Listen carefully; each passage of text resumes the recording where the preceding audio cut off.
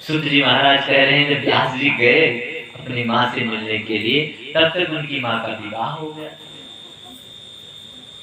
तो यह सुन करके वो उसी स्थान पर एक कुटी बनाकर व्यास जी रहने लगी कि कुछ भी हो कम से कम मैं अपने माँ के करीब में रहूंगा।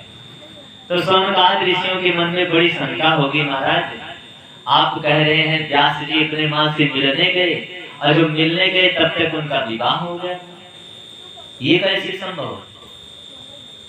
बोले सुनो, समृत्वा सत्यवती व्यास शतयुक्तम तम परमोत्तमम आजगाम महातेजा जन्म अस्थानम स्वकम मुनि जन्म अस्थानम स्वकम मुनि।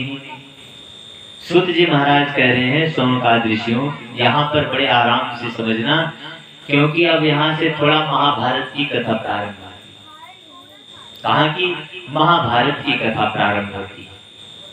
बोले जो ये सत्यवती हैं, इनका विवाह किससे हुआ? व्यास जी के जन्म के बाद इनका विवाह किससे हुआ? बोले शंतनु से हुआ। किससे हुआ? शंतनु से हुआ। और शंतनु से जब इनका विवाह हुआ तो इनके दो पुत्र हुए। कौन? चित्रांगद और विचित्रवीर। चित्रांगद और विचित्रवीर नाम के इनके दो पुत्र। किसके? व्यास जी की माता सत्यवती के। जब उनका विवाह शंतनु के साथ में हुआ तो उनके दो पुत्र। और शंतनु के एक पुत्र पहले से ही थे, उनका नाम था भीष्म पितामह, जिन्हें लोग भीष्म पितामह कहते हैं। उनका नाम था गंगे, यानी शंतनु की गंगा की नाम की पत्नी से उनका जन्म हुआ था। किनका? भीष्म जी महाराज। तो जब शांतनु के दोनों पुत्र चित्रांगद और विचित्रवीर विवाह के योग्य हुए तो भीष्म पितामह जी उस समय सबसे बलवान थे, सबसे वीर थे। वे एक बार काशी राज ने अपनी पुत्रियों का स्वयंवर रचा था। काशी राज की 3 पुत्रियां अंबा, अंबिका, अंबालिका, इन तीनों का स्वयंवर रचा था। तो उस स्वयंवर में भीष्म पितामह जी पहुंचे और अकेले ही समस्त राजाओं को परास्त करके इन तीनों कन्याओं को बलपूर्वक हस्तिनापुर लेकर चले गए। कहां चले? हस्तिनापुर। कि गंगा पुत्र कुरुश्रेष्ठ धर्मज्ञ कुलदीपका मया शुंभरे शाल्यो वृत्तोषि मनसा निर्भो। जब ये इनको लेकर चले आए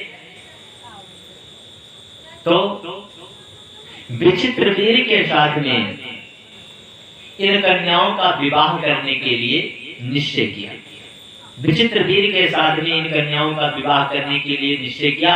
लेकिन उस समय जो काशी राज की बड़ी पुत्री थी अंबा, अंबा ने कहा देखो भीष्म जी महाराज, मैं आपसे निवेदन करती हूँ, प्रार्थना करती हूँ, आप जिस समय स्वयंवर में आए थे उस समय से पहले ही मैंने शाल्व नरेश को अपने मन में अपना पति स्वीकार कर लिया था। इसलिए यदि आपकी इजाजत हो, आज्ञा हो, तो मैं उन्हीं के पास चली जाऊं।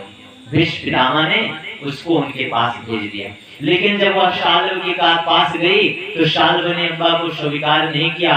बोले तुम भीष्म पितामह के द्वारा जीती गई हो, इसलिए मैं तुम्हें स्वीकार नहीं कर सकती। अब वह लौटकर भीष्म पितामह के पास आवे, उनसे विनती करे कि महाराज आप अब मुझे स्वीकार करें। उस सभा में, उस स्वयंवर में आपने मुझे जीता था, इसलिए मैं आपसे ही विवाह करूंगा। लेकिन भीष्म पितामह तो प्रतिज्ञाबद्ध थे कि आजीवन विवाह नहीं करेंगे, राज्य नहीं करेंगे। तो इसलिए उसको स्वीकार नहीं किया। तो भाग कर गई किसके पास? परशुराम जी के पास। और परशुराम जी से अपना दुख कहा। तो परशुराम जी बोले पुत्री बात ऐसा है कि वो जो भीष्म है वो मेरा ही शिष्य है। तो उसने बार बार अनुनय विनय किया। तो परशुराम जी भीष्म जी से युद्ध करने के लिए आए। लेकिन उस समय भीष्म के अलावा उस धरा पर मानो और कोई वीर ही नहीं था। परशुराम जी भी भीष्म पितामह से हार करके वापस लौट गए। जिन्होंने 21 बार हरिहर वज्र शक्तियों का विनाश कर दिया हो अपने फरसे से, वो भीष्म पितामह से हार करके वापस हो गए। तब अम्बा ने वन में जाकर के तपस्या करने लगी और बाद में शिखंडी के रूप में हुई, और जिसके द्वारा भीष्म पितामह की मृत्यु हुई, जो भीष्म पितामह के मृत्यु में कारण हुई।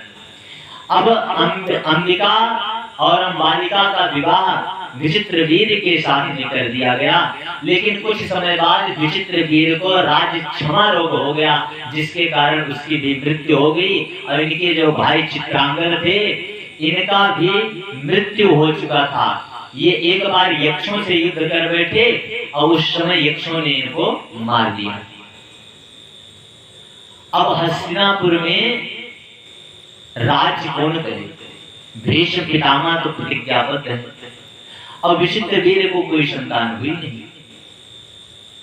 तब सत्यवती ने जब जाना कि व्यास जी महाराज यहाँ हस्तिनापुर के पास आ गए हैं, तो उन्होंने अपने पुत्र व्यास जी को बुलाया और व्यास जी के तेज से अंबिका और अंबालिका से धृतराष्ट्र पांडु नामक 2 पुत्र उत्पन्न किए, और उनकी दासी से विदुर जी महाराज का जन्म हुआ।